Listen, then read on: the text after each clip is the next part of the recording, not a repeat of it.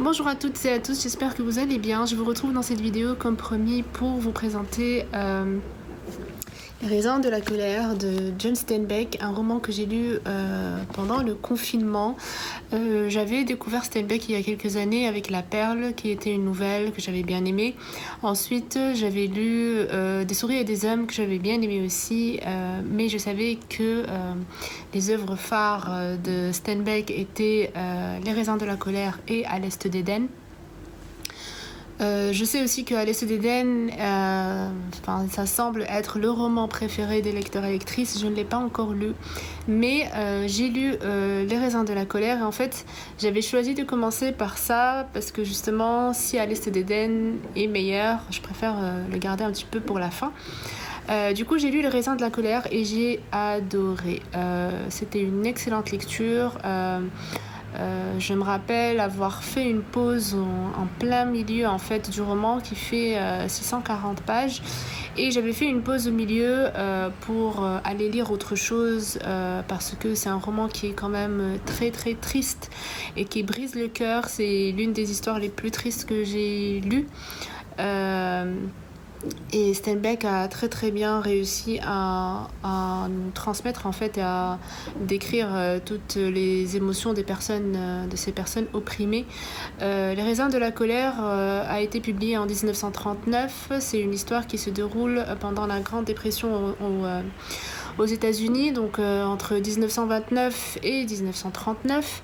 On va suivre l'histoire d'une famille une famille de prolétaires qui vivaient sur des terres, qui vivaient de ça pendant toute leur vie, et puis du jour au lendemain il y a une personne qui va venir sur un tracteur qui va leur demander de quitter ces lieux parce que tout simplement ils ne sont plus rentables pour le propriétaire. On va assister à plusieurs scènes en fait très émouvantes et très marquantes qui viennent en fait souligner et décrire ce changement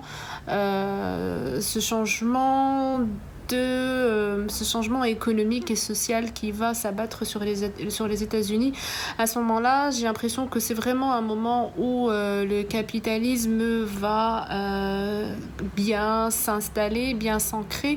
Et en tout cas, dans ce roman-là, Steinbeck nous montre bien, il décrit bien ce sentiment cet étonnement, c'est voir ce sentiment un petit peu absurde et de ces personnes-là qui voient leur monde chamboulé, qui voient leurs repères en fait totalement remis en question, et qui vont s'affronter en quelque sorte à une logique différente de vie, et un raisonnement différent.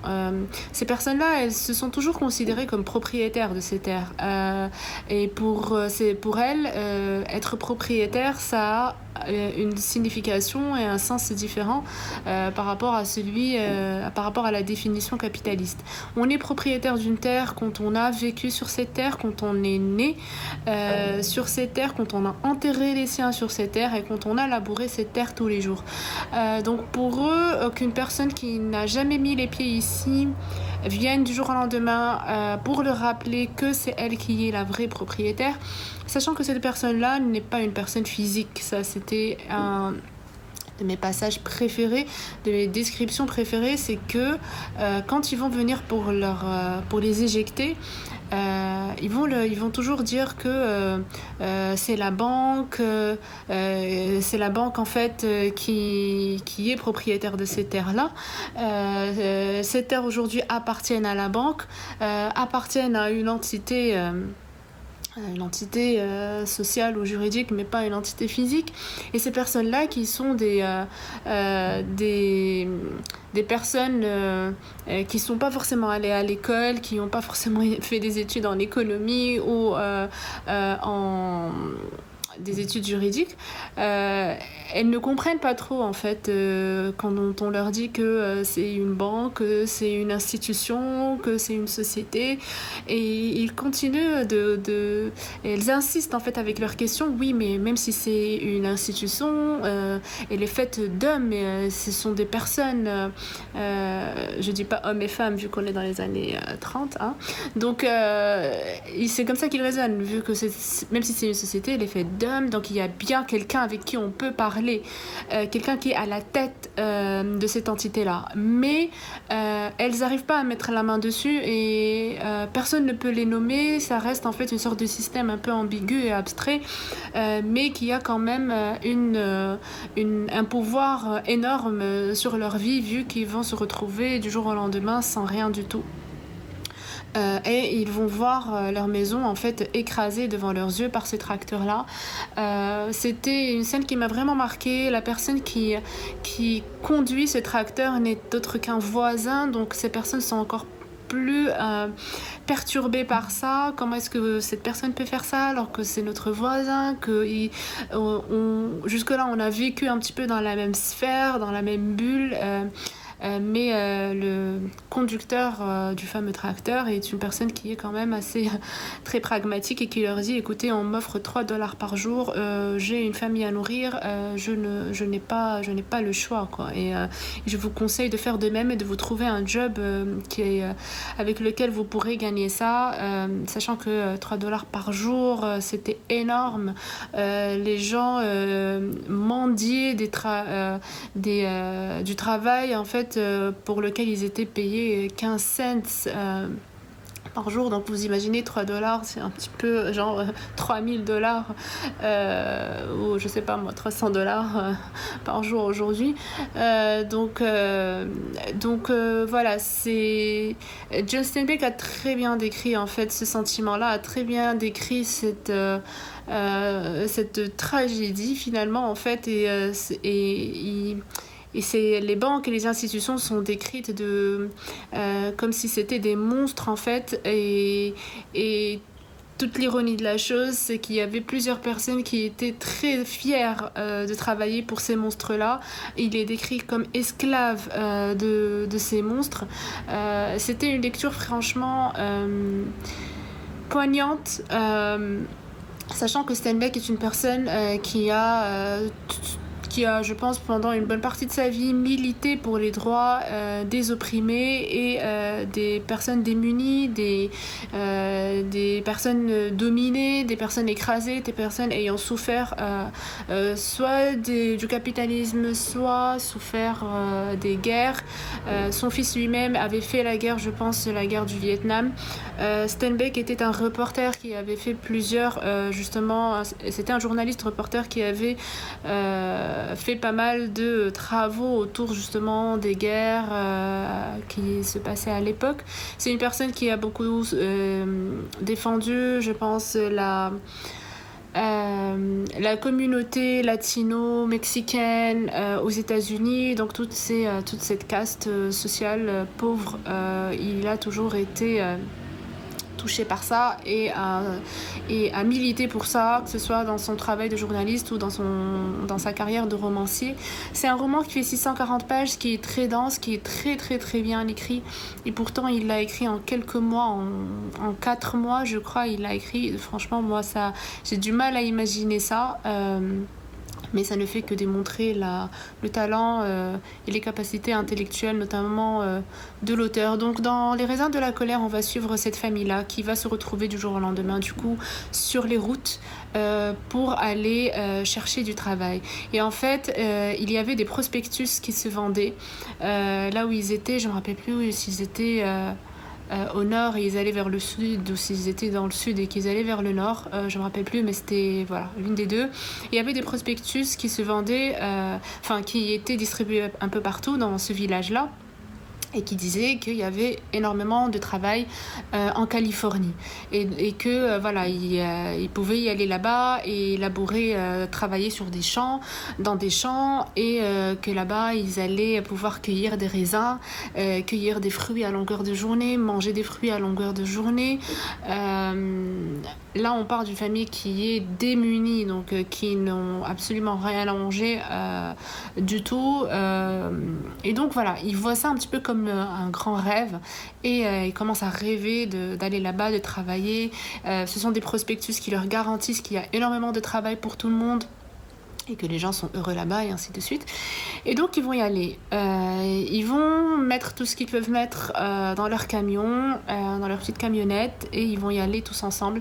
Là on part d'une famille avec donc 2 parents, 4 enfants ou 5 enfants il me semble, 2 grands-parents et un gendre. Voilà, et donc ils vont partir pour la Californie et pour décrocher ce fabuleux boulot. Sauf qu'ils vont tout de suite se rendre compte qu'ils sont très loin d'être les seuls sur les routes. Il y a des centaines de milliers d'Américains, de paysans, qui ont fait la même chose, qui ont reçu les mêmes prospectus, qui ont subi la même expérience et qui se sont tous retrouvés dehors. Donc il y a une sorte d'exode en fait à l'intérieur du pays. Et en fait ce n'est pas 100% fictionnel, c'est quelque chose qui s'est vraiment passé à cause de cette fameuse crise économique où le taux de chômage a explosé, où les gens se sont retrouvés sans rien du tout, et donc il y a cet exode, on assiste à cet événement qui est quand même assez très impressionnant, de ces personnes qui vont migrer pour chercher du travail. Et donc en fait on va tout de suite découvrir avec dégoût que tout ça n'était qu'une tactique en fait pour amener un maximum de gens et pour qu'on puisse les embaucher et les payer que dalle.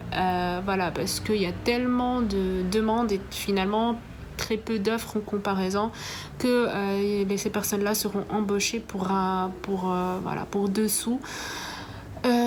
C'est très révoltant, c'est horrible, c'est très triste.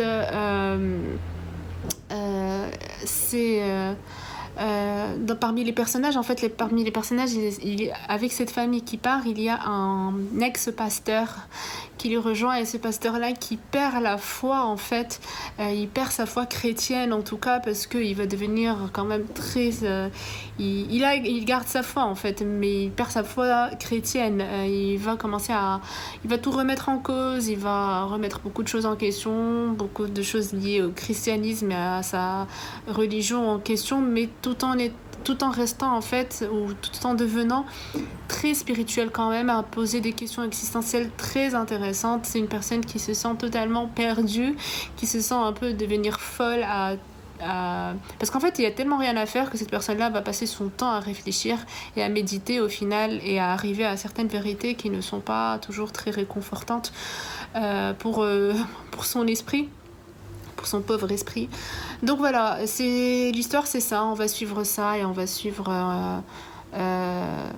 tout le roman en fait, c'est finalement cette réflexion d'un point de vue prolétaire sur ce système économique écrasant qui est sans cœur et qui ne reconnaît que la productivité, l'argent, et surtout en fait se faire de l'argent au détriment d'énormément de gens. Il dépeint très bien cette cruauté en fait, en quelque sorte la loi du plus fort, mais voilà, tout ça n'est pas très juste. Toutes ces règles du jeu ne sont pas très justes. Voilà. J'ai pas d'autres mots. Et on va suivre cette famille-là dans cette quête. On va voir si elles vont finalement trouver du travail ou pas. Les grandes désillusions qu'on voit venir de toute façon dès le départ. Et on reste curieux par rapport à la fin de l'histoire, comment tout ça va se dénouer. On sait déjà que ça va pas très bien se terminer, mais si on garde espoir jusqu'à la fin, et puis finalement la fin est assez assez perturbante en fait. La fin est très très bizarre. C'est tout ce que je peux dire par rapport à ça. Mais voilà, je pense que l'avoir lu aussi au moment du confinement était assez spécial.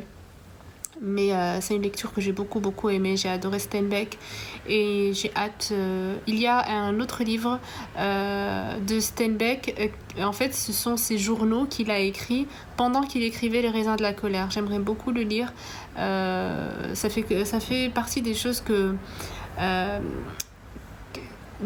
qui me font envie souvent. Quand je lis un très bon livre, à la fin, je me dis j'aurais bien aimé qu'à la fin du roman, on ait un autre, un autre dossier en fait sur le cheminement de l'auteur ou l'autrice quand ils écrivent ce roman-là et comment ça s'est passé et comment ils ont écrit.